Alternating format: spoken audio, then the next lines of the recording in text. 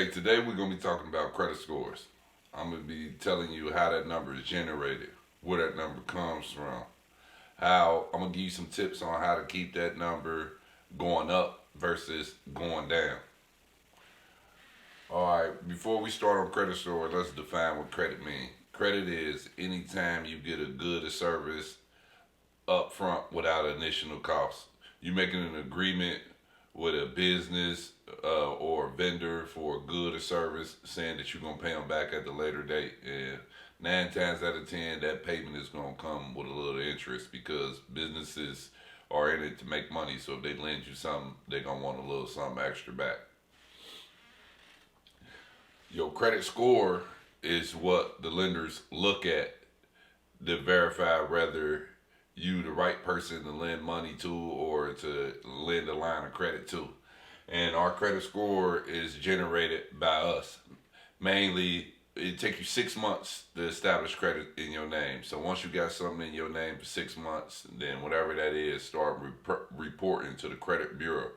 And the credit bureau then gives you a score ranging anywhere from 300 to being the worst to 850 being the best. And you never gonna start off at 850. You always gonna start off on the lower spectrum of the scale. But as long as you're paying your bills and on time, and you keeping all your accounts in good standing, then when you first starting off, your credit may be low, but it will start to go up.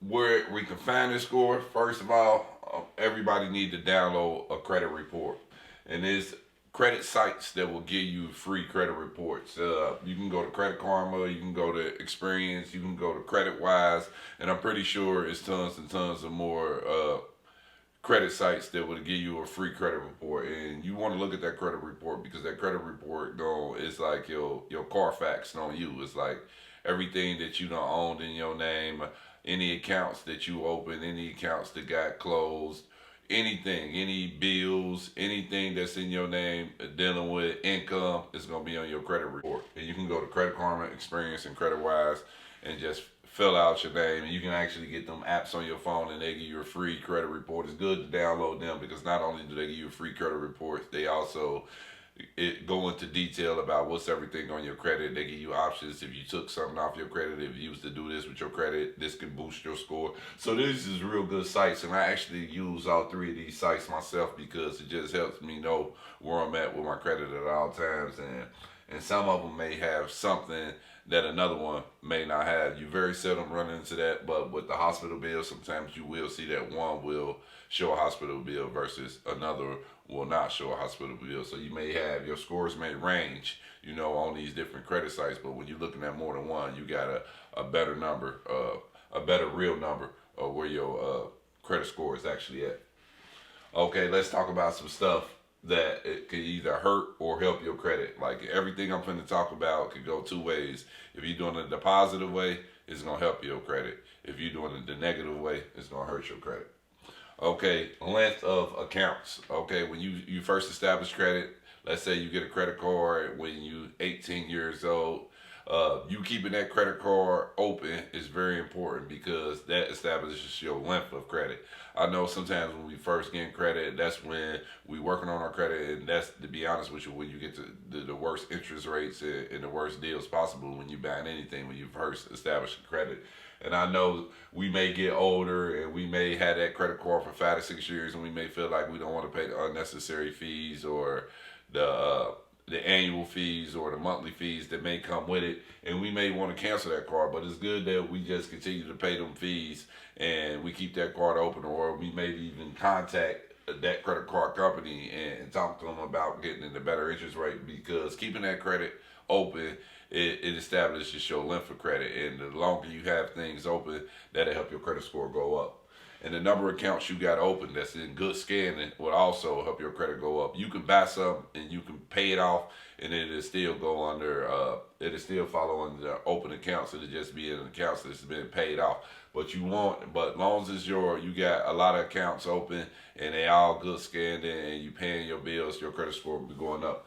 Now the opposite side of that, if you opening accounts and you closing accounts and they all red and your accounts is not good standing, of course, your credit score will drop, and getting credit cards and maxing them out and closing them. That's how it's gonna make your credit score go down.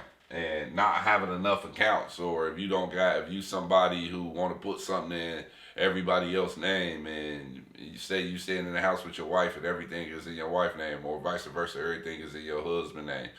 Well, you're not getting credit for none of that. So you want to make sure that you got open accounts under your own name, so it can hit your credit report. If you the one paying the bill, you want to make sure you getting credit for that bill.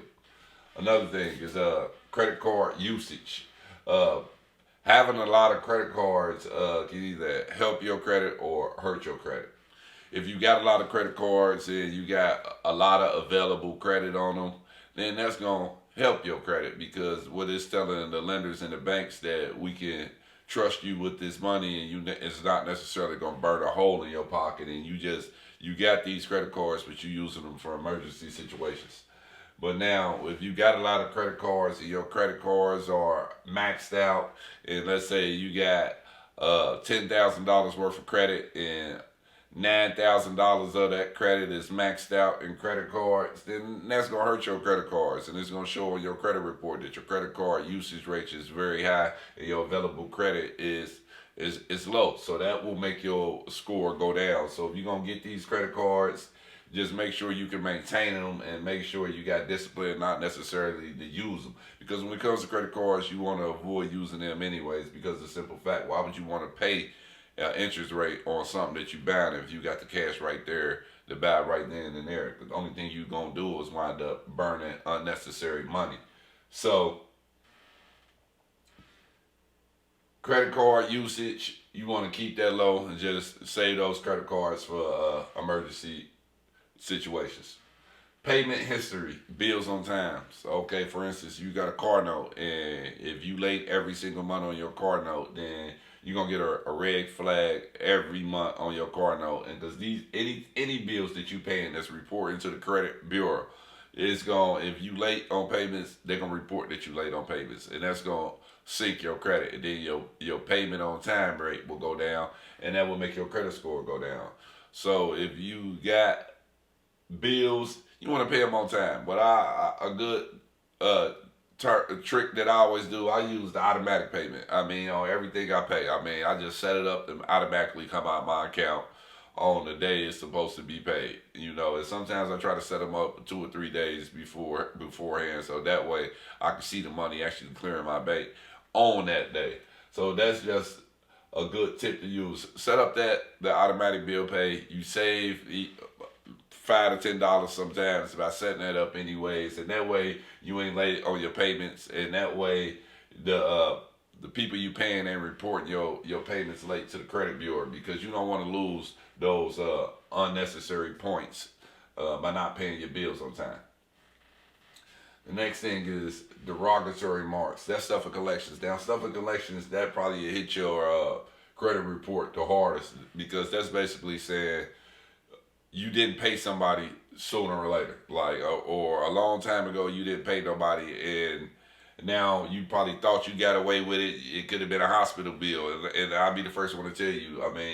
If you don't got insurance and healthcare is not free, you stay in the United States, you still gonna have to pay the doctor. So you get them doctor bills, you not open them, and you throwing them away in the trash, it's not gonna make them go away. All it's gonna do is reappear on your credit report, and you don't want to get hurt when you really need credit. When you going to get a car and they giving you shitty interest rates, or you trying to get a loan and they telling you need to fix your credit first. You don't want to see a lot of derogatory remarks on there, because they will hit your credit hard. The more things you got in collections, you be talking about anywhere from 15 to 30 points deduction for each one that's on there. So you don't want stuff hitting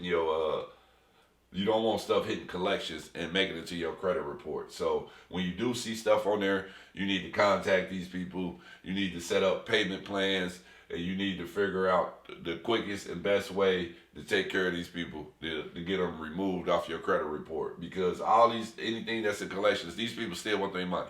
So to get them off your credit report, you're going to have to call these people, and you're going to have to pay these people to get them off your credit report unless you want to wait 7 years. And I know we busy people out here in the world. I mean, we're not trying to wait 7 years for something to fall off our credit report. So we gonna wind up paying it. The next thing is hard inquiries. Okay, so when you are applying for stuff for a line of credit, you want to stay away from the hard inquiries, and that's when you somewhere and you may be trying to get something financed in your name. For instance, let's say I'm trying to go to a renter center and get a couch, and they say, "Can I run your credit?" You want to say no. You should know if you got your free credit report and you got the apps downloaded on one of these what your credit score is. So you should know if you got bad credit. So if you got bad credit, you want to stop these people from running your credit, because if you got bad credit, it's going to continue to, them running your credit is going to give you hard inquiries, and hard inquiries make you lose points. Don't stay on your credit for maybe a year to two. So anytime somebody runs your credit, you get a negative flag. And if you got bad credit, that's when it hurts it, because you having them run your credit knowing you're not going to get approved for something. So if you know your credit score and you know where you at, don't try to get something. Don't try to get credit approved if you got a bad credit score, because all you're going to do is get those hard inquiries and they're going to stay on your credit report. And don't listen to them when they say it's going to be a soft inquiry. It's not going to hit your credit, because I've been sitting places and they told me that, and I get a ding from Credit Card or Experience saying somebody has trying to access my credit, or somebody has ran my credit report, and I lose points. So don't listen to the soft inquiries. Next thing I got is bill collectors and past due. Okay, this is a good way.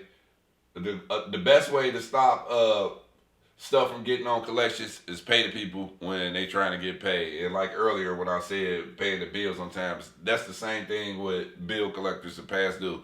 Just making sure we paying them bills on time and stopping them before they get to collections, because if we can pay them on time and we can stop them before we get to collections, we saving ourselves a lot of grief and a lot of headaches. And the last thing I got on tips on maintaining a good credit score is checking for fraud on your credit report. When you get your credit report, it's going to show you everything that's open in your name. And sometimes we may find stuff on there that is truly not us. And I suffered from this before. When I first ran my credit check, I found out that somebody was using my name out of town in New Jersey, and they had houses and they had a whole lot of stuff that was just messed up. That wasn't truly, honestly me. And I had to go through a lot of steps with verifying my identity and sending my social security card in and my social security number in to a lot of different places to get that stuff cleared out. But you want to make sure you run that credit report and make sure that everything is actually you, because it can be fraud on there, and identity theft is very high. So if you see something on there and it doesn't make sense or it doesn't look right, then you want to investigate that. You want to call them. You want to figure out what's going on. And sometimes, it's still fraud, but you could have had a family member steal your information years ago, so you could recognize the address to where something was set up. Or, you see sometimes where adults put stuff in their kids' names, and their kids don't find out until they grown, and they run their credit report and they got something closed on their credit report. So you definitely want to check for fraud on your credit report. And anything that's on your credit report that's not you can dispute, and you can dispute that right there with the credit bureau. So you want to check for fraud and make sure if it's a charge on there, it's something actually on there. So again, zoom in on the board, write down these credit score tips, and keep all these in mind when you're looking at your credit score. And let's get that credit score shooting up to the 750s, the 800s, and the 850s.